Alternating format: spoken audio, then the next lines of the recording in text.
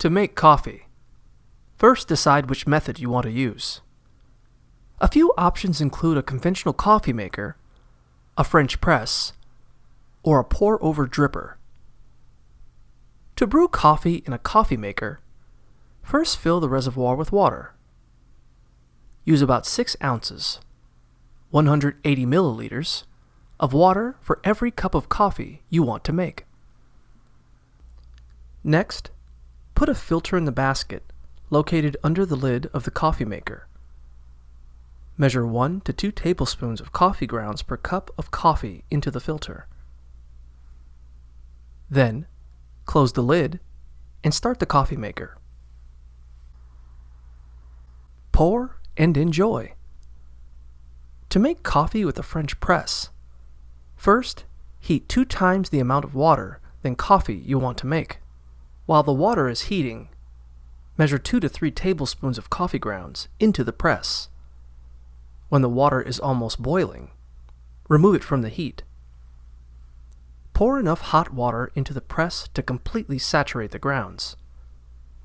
Stir the mixture gently. Let the coffee sit for 30 seconds. Then, fill the press up with water and let the coffee steep for an additional 4 minutes.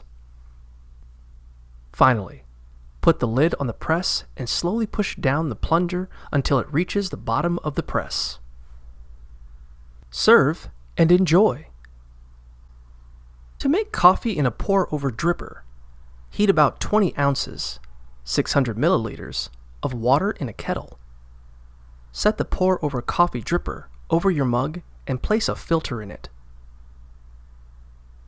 When the water is almost boiling, pre-wet the entire filter by pouring some of the water through it.